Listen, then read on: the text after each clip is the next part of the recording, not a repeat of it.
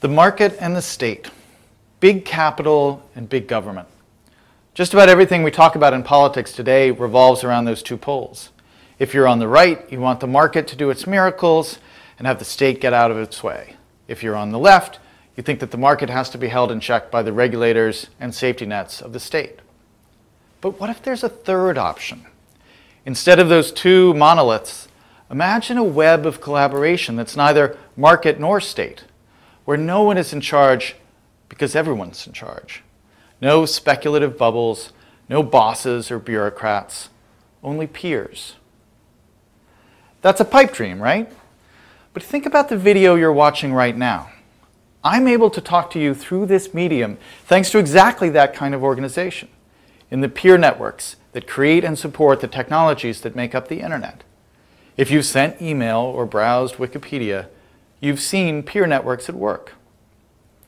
But what if the internet is just the beginning? A growing number of us have started to think that the core principles that govern the design of the net could be applied to solve different kinds of problems. Wikipedia used peer networks to solve the problem of creating a global encyclopedia. The crowdfunding site Kickstarter used them to solve the problem of supporting creative work.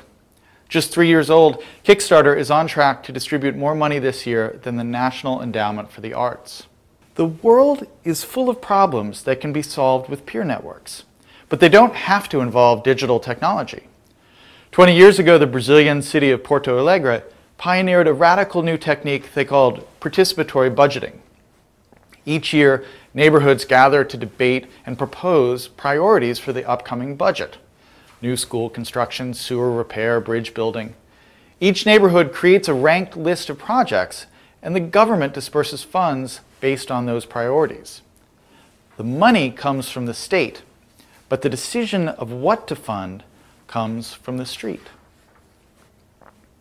You can see in all these efforts the emergence of a new political philosophy, as different from the state-centralized solutions of the old left as it is from the libertarian market religion of the right.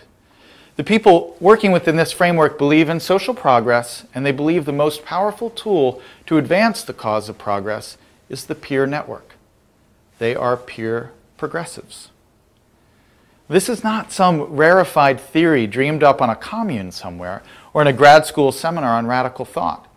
It is a practical, evolving reality, one that is already transforming dozens of different sectors. This is why it is such an encouraging time to build on these values. We know that peer networks can work in the real world. The task now is to discover how far they can take us.